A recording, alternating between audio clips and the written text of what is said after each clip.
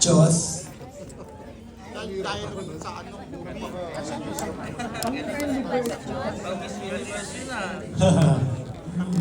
Thank you Kuya Rodel sa question. Pero bago po lahat, gusto po munang magpasalamat again sa lahat na pumunta dito ngayong araw, ngayong gabi. Thank you po sa suporta, sa mga nagstay hanggang huli. Sana po nagustuhan niyo po yung pelikula namin at sana pa spread the word. So yun po, ang tanong ni Kuya Rodel kung question ko na si God, no? Siyempre, honestly, I'm hypocrite kung hindi ko sasabihin, kung sasabihin ko hindi. Dahil there are times na lahat tayo nahihirapan sa buhay. And at that point, at our lowest point, somehow naisip natin na bakit ganito, bakit yung ganyan yung ginagawa niya, bakit ang dami natin tanong, di ba? Hindi natin alam kung ano yung sagot.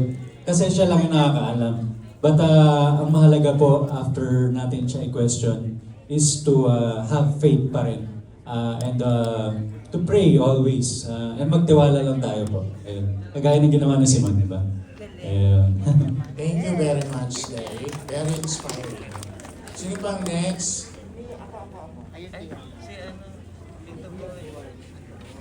Thank you, Dennis.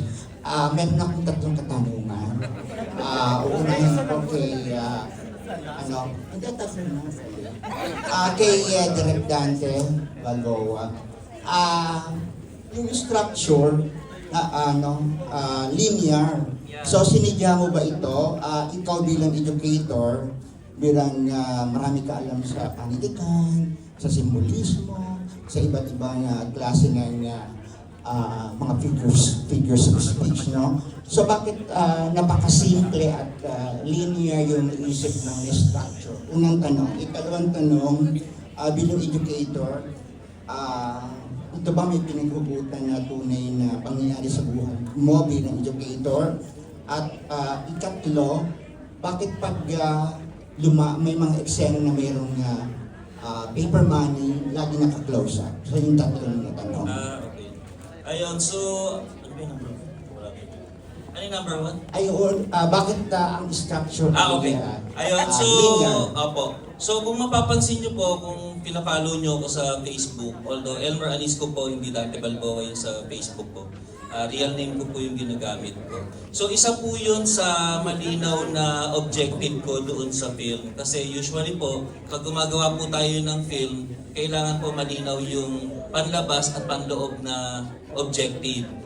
Yung panloob po, yun po yung kadalasan nating nawi-witness sa isang pelikula. Yun yung nagiging punto de vista natin kung maganda o hindi. Ibig sabihin sa panloob, ito yung story. Okay? Yung panlabas po, ito yung technical aspect naman ng pelikula. So kailangan, meron din tayong nakikitang bago sa tuwing may napapanood tayong pelikula, hindi lamang istorya. So, iko-connect ko na po doon sa sinasabi niyang pera. So isa po sa simbolismo dito, nakikita niyo po yung serial number ng pera. So umikot po yun sa buhay niya. So minsan sa buhay natin, baka meron po tayong pera na bumalik sa atin. Gets niyo po? Ibig sabihin, yung mismong pera po na yun, nung pinanganak siya, talagang malutong-lutong pa, di ba? Yung ibinayad nung father niya sa ospital. Tapos umikot po yun, to make the story short, sa ending po, bumalik sa kanya, pero bilang abuloy na nung kanyang burol na. So, I guess wala pa pong nakagawa nung ganong simbolismo sa pelikula kung paano umikot ang pera sa buhay ng tao.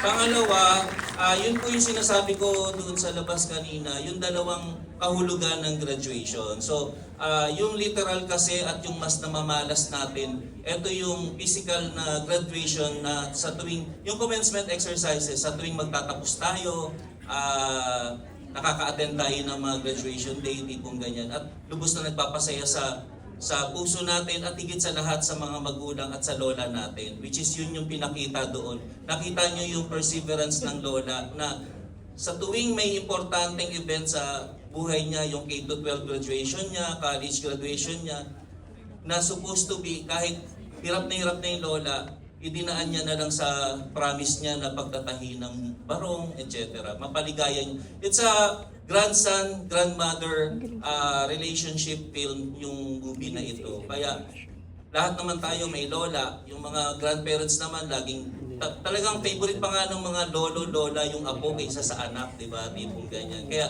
siguradong maantig yung kalooban ng mga lolo-lola sa pelikula ito. Tapos ano yung pangalawa? Yung pinaguhugutan. Hindi naman po mawawala yon. Sabi ko nga po sa inyo, may pagka matagal na pong nasa baul itong kwento na ito. Precise po yung mga dates. Nagkaroon lang po kami ng tawag dito, brainstorming pagdating doon sa petsa. Alam niyo po kung bakit? Kasi naging K-12. So nung time ko kasi, elementary high school. So talagang tapos naapektuhan pa ng pandemic, kaya kailangan i-compute yung, mas masela na i-compute yung mga petsa doon sa pelikula. Pero ang dami po doon, medyo may resemblance sa buhay ko. Katulad yung elementary ako, halimbawa, ako talaga nagpipresentang magbenta sa tray, kasi wala akong baon, tipong ganyan. Kaya ako na lang nagpipresenta para hindi halatang, kaso may nakakahalata na classmate ko na tipong ganyan. Yun po yung pinakita. Tapos yung naglalakad ka pa uwi, etc. And yung pagiging self-supporting sa pag-aaral. Yung naipakita po sa movie na ito kung gaano ka-importante ang edukasyon. Yun nga lamang, talagang mahiwaga, sadyang mahiwaga ang buhay ng tao. Diba? Yun ang pinakita dito kasi po philosophical yung movie at philosophy rin yung napili nating maging subject doon sa kinuhang kurso at yung mga discussion dahil nag-iiwan po ito ng mga mahalagang tanong, mahiwagang tanong sa buhay ng bawat isa sa atin. Salamat po. Next, Archie. Archie, huwag mahaba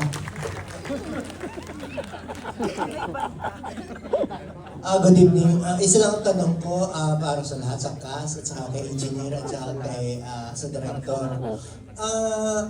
Naniniwala ba kayo na ang pagkakaroon ng diploma at edukasyon ay isang garantiya para magtagumpay ang isang tao o magkaroon ng magandang buhay? Unahin muna natin ang lead actor. Jerry Gonzalez. Ako muna. Okay. For me personally, kasi I graduated po Bachelor of Science of Nursing. Of course, diploma is important to me dahil pinaghirapan ko yun.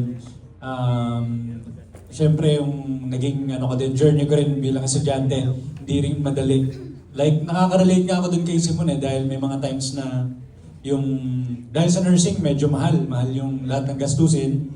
So, saktong-sakto lang talaga, minsan kulang pa. So, napagdaanan ko din yun, so naranasan ko. So, importante po sa akin talaga yung diploma. Pero, of course, sa iba na hindi naman nakatapos at naging successful, of course, din yun, proud moment din for them. But for me, this is my proud moment na nakatapos ako. Okay. Kay Lauro. Napaka-importante ng edukasyon. Fallback mo yan, lalo na kung artista ka, tapos wala ka ng pelikula. Malaking bagay yon. But of course, kung tamad ka, maski naman sa katerbang diploma ang hawak mo, wala ka pa rin magiging magandang kinabukasan. But just the same, importante pa rin yung nakapag-aral kahit paano. To the rest of the class. Para sa akin po, napaka-importante yung diploma bilang syempre nakagraduate din po ako. Siguro isa na yung nagiging rason para sa akin para mas pagtibayan ko pa at pag-igihan ko po kung paano gamitin yung diploma. Sa akin kasi siya yung parang nagiging weapon ko.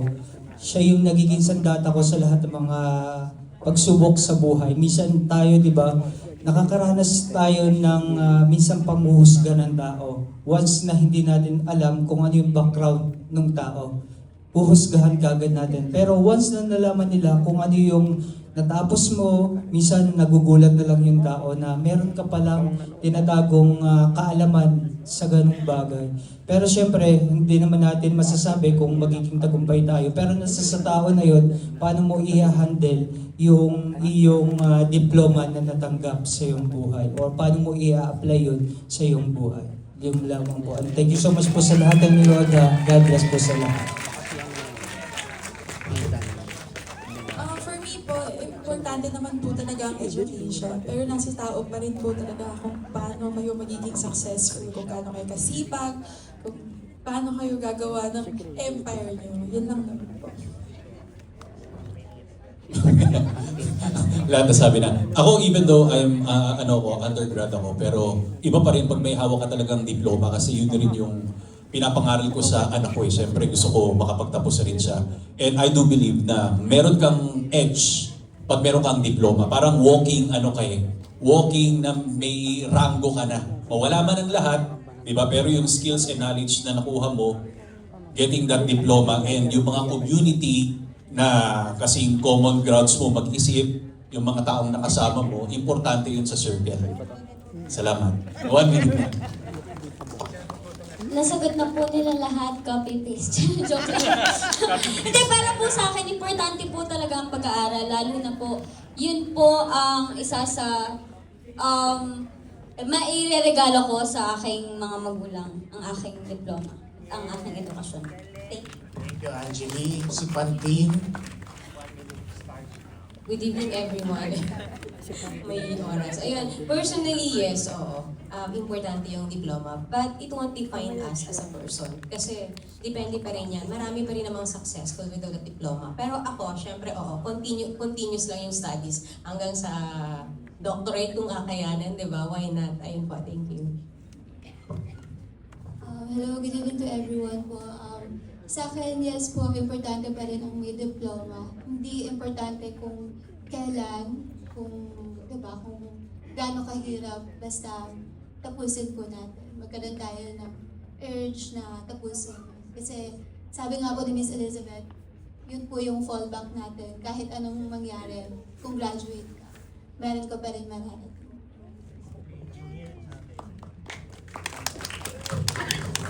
Ako naman, napagdaanan ko ito bilang before I became an engineer, naging self-supporting din ako.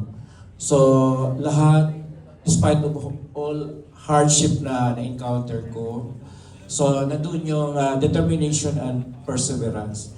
Pag ikaw disiplido ka talaga, mapurso mo yung pangarap mo, yung goal mo na ma-achieve. So, siguro itong movie na to nakaka-relate din sa akin bilang isang taong nangarap. So hanggang naabot ko yung mga pangarap ko. So salamat na sa ngayon naging filmmaker ako, producer, kasi pinangarap ko talaga to. So lahat, marami akong pinagdaanan. Kaya kanina paulit-ulit kong nakakaiyak. So sana ma-inspire din kayo at sa ngayon maraming nanonood, so dapat ma-disseminate ninyo ang information sa mga kaibigan ninyo para mapanood. So, ang importante, maka-ROI ako. Kasi ang hirap mag-produce. Willing ako mag-produce, pero mahirap guys sa sinihan. Nakikita ninyo yung mga sinihan na walang halos laman. So, paano natin ma-uplift yung ganitong bagay? Maraming mga directors, artista na magagaling, pero hindi nila mailabas yung mga nila kasi walang mag-produce. Dahil siguro, yun nga, mahirap. So with this, sana matulungan ninyo at mapanood sa ibang mga kaibigan ninyo. Thank you at siguro gutom. Ito na. Last question na lang, si Alwin. Hi, this is for Miss Elizabeth and for Jerry. Sa movie, si Simon ang pag-asa ng inyong pamilya. And then, he died.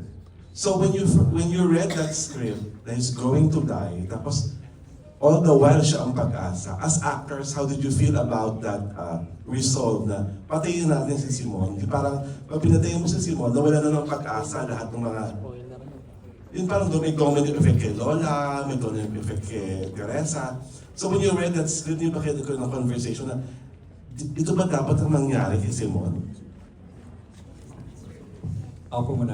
Yes. Of course, it was so tragic, lalo na ako yung nag-play ng role ni Simon na nabasa ko, namatay siya. At siya yung hope, after all the struggles, after all the journey, and then nangyari sa family niya.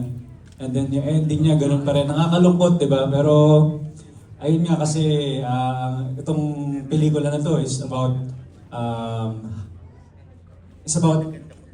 for us to realize kung na yung buhay kasi hindi naman talaga natin hawak. It's up to God. No? So whatever happens, whatever we achieve, diba, in life, or gaano kang swerte o kamalas na hindi ka naging happy or naging successful, so we'll never know. So but ang pinaka silver lining na lang ito for me is after that, diba, may ano naman, may new beginnings naman. Like doon, nakita natin may apo na may hope pa na nagbigay kay Lola na nalaman niya na meron pa palang kamag-anak. Yan. Miss Elizabeth. Si Miss Elizabeth muna bago ikaw. It's true. It's very tragic. It's a very tragic love story of a grandmother and her grandson. Love story talaga to ng maglola. Pero hindi pwedeng, dito mo marirealize na kahit gaano kalapit mo sa Diyos, may mga bagay na hindi mo maaaring matanto kaagad. Siya lang talaga ang nakakaalam. Katulad ng sagot ng batang ito, yun din ang sagot ko. But it's a matter of accepting your faith and believing in God just the same. Kasi hindi naman dito ang katapusan. Thank you. Dante. Thank you. Tinangka ko lang sagutin kasi kumbaga, syempre as a writer din, di ba? Yung point of... Bakit nga yung choice mo? Ganun. Yes, opo. So number one, kasi it's a philosophical film. Aside from being a religious film, it's more of a philosophical film. And in philosophy, kumbaga, it's wondering. So life is mystery. Punong-puno ng, kaya nga mahiwaga ang buhay ng tao. Kung sino pa yung nagsisikap, hindi umuunlad. Kung sino pa yung instant money lang, tipong ganyan. So talagang punong-puno ng hiwaga ang buhay ng tao. So dito kasi, pumasok na rin yung sistema ng pagsusulat, yung script writing. If in case ang namatay sa ending ay yung lola, nahuhulaan. You get my point? Mahuhulaan. So, ibibend natin yon. Plus, yun yung sinasabi ko kanina doon sa interview sa labas na dalawang uri ng graduation kasi ito. Akala natin kwento ni Simon, tama? Pero hindi. Kwento ito ng isang lola na ayaw paniwalaan. Di ba may mga ganyang kwento? Ayaw siyang paniwalaan na ulilang lubos na siya. That's why may linya yung kapwa niya doon, yung kapwa lola niya doon sa bahay ampunan na talaga bang wala ka ng kamag-anak? So kung mapapansin niyo yung first half ng movie, inilatag natin doon sa tanong niya na very linear. Ayaw kong idaan sa salita na namatay. Actually, originally, 5 magkakapatid. Pero pag sinunod-sunod mo talaga ng namatay yung 5, over na yon. Ang bilis na ng pacing.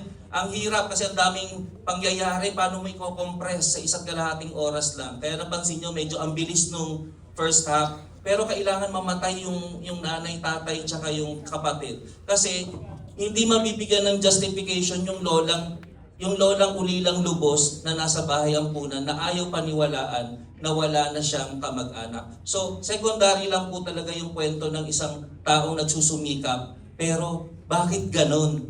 Sa buong buhay mo, ginawa ka pang magna cum laude, kukunin ka lang pala ni Lord. Pero, ang totoong kwento ay yung kwento ng lola na nasa bahay ampunan na wala ng kamag-anak. So, kaya, napansin niyo po, pinaalis ko muna yung asawa nung kuya niya tsaka yung apo para mawala sa isip niyo. Para sa ending, ay, oo nga. So, narinig ko naman po yun, ay, parang na-recall niyo na may naiwan pa pala. Tipong ganon. So, pumasok na po dun yung skills sa pagsusulat sa scriptwriting po. Salamat po. Thank you. Parting words from everyone. Let's start with... Ayan, thank you very much po sa pagpunta and congratulations again sa ating director and sa ating producer, sa lahat ng staff and artist. Sana supportahan po natin yung pelikula. Spread the word para sabi nga ni Sir, magkaroon ng ROI para naman magkapag-produce ulit. Ayun po, maraming salamat. Maraming salamat po sa lahat na pumunta. Sana po na-inspire kayo sa movie at natuto po tayo despite of everything na pinagdadaanan natin. Maniwala pa rin po tayo sa Diyos. Thank you po. Thank you so much.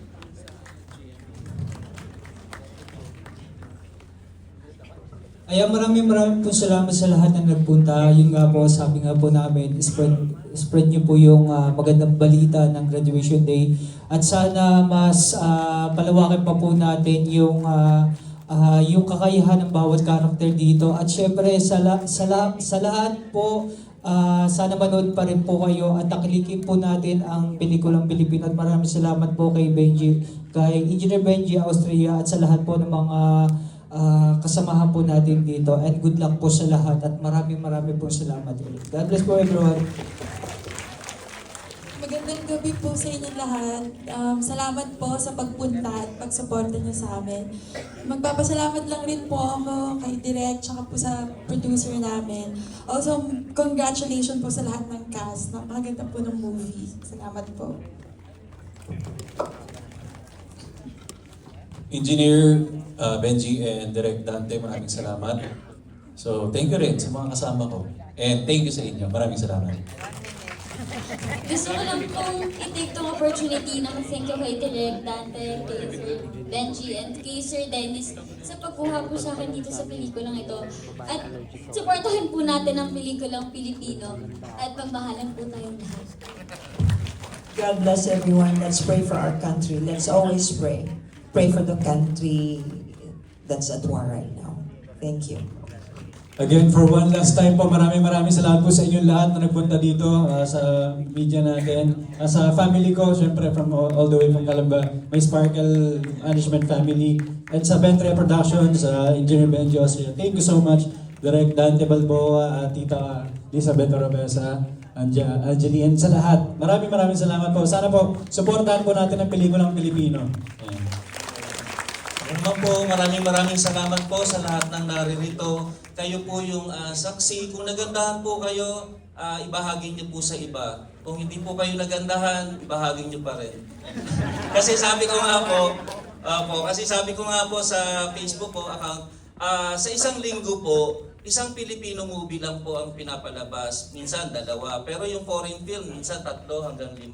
Sana naman yung isang yun, tangkilikin na po natin. Kasi paano pa po magpo-produce katulad si Sir Benji ng mga ganitong mga quality films, magagandang pelikula, kung hindi naman po natin tinatangkilik. Bagamat naniniwala ako na given naman po sa mga manonood yan, basta nagandahan sila, ibabahagi nila. Makapangyarihan ng word of mouth. Kumbaga, kahit ikwento mo yan sa iba, kung hindi talaga nagandahan, wala talaga. So, eto po, sana naantig yung mga kalooban nyo, naganda po sana kayo. And thank you very much lalo na kay Ma'am Elizabeth, kay Jeric, sa lahat ng artistang involved, at higit sa lahat kay Sir Benji. Thank you very much. Sana tangkilikin natin ang mga pelikulang Pilipino at lagi tayong magdasal, lalo na may nangyayari sa Middle East. Diba? Thank you.